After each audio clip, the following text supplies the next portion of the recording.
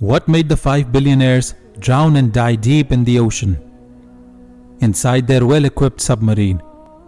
What were the last words they said before their oxygen finally got out? Why only these 5 people? What was common among them? Let's go into the details of all these questions, but before that, here is something you need to check out.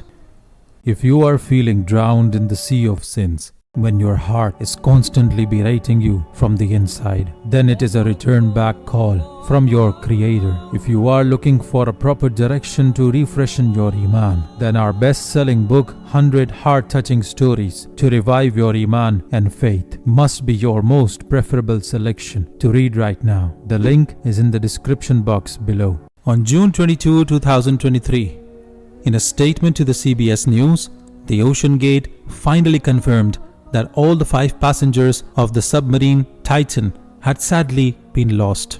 The news media had been keeping a count on the number of hours and the level of oxygen remaining, and the company was trying their best to bring the submersible Titan up.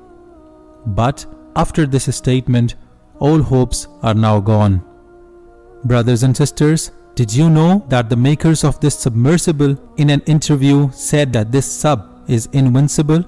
It is foolproof. Nothing can bring it down.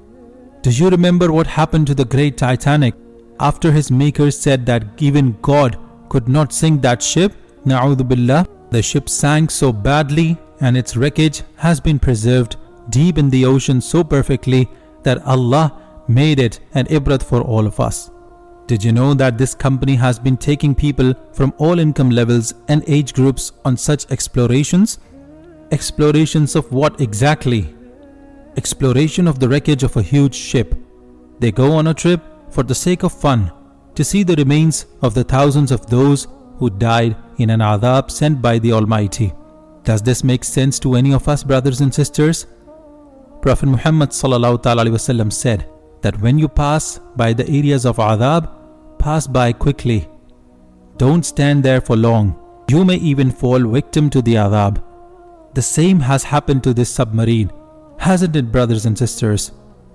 Do you remember the story of Ashab-e Hijr in the Quran? The strong, magically skillful people who were given a lot of fertile land and sent to them one of his prophets, Hazrat Salih alayhi salam. But they disobeyed him. As a punishment for this, Allah sent an earthquake in the middle of the night. And the next morning, they were all dead. None of them woke up ever again. Allah says in the Quran, thereupon a shocking catastrophe seized them, so that they lay prostrate in their dwellings. What remained were their huge and gigantic buildings and monuments they had made from mountains and hard rocks. When Prophet Muhammad ﷺ passed by this place while going for Ghazwa Tabuk, he specifically showed the Sahaba this deserted place as an ibrat. He told them to drink water only from one well, which was once used by the camel of Hazrat Salih alayhi salam.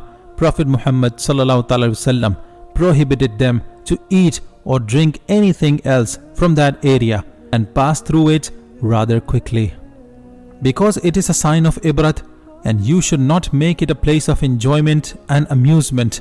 About the remains of this nation, Prophet Muhammad ﷺ said, do not enter the dwelling places of these people unless you weep, but if you weep not, then do not enter upon them, lest you be afflicted with what they were afflicted with. So brothers and sisters, this whole concept of romanticizing the Titanic debris and remains in the ocean, taking amusement trips around it and spending millions of dollars on it in the name of adventure is not ethical or moral in any way. Plus, this wreck of Titanic is also a cemetery for thousands of people who died in and around it. Does anyone take trips to cemeteries and graveyards? Now the pieces of imploded submersible have been found right next to the wreckage of Titanic. The submarine Titan have also been made a sign of ibrat by the Almighty.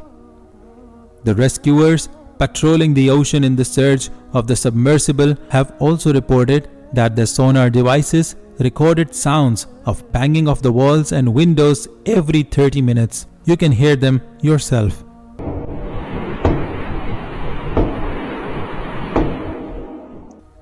Unfortunately, brothers and sisters, there is no way to bring that submersible up on the surface.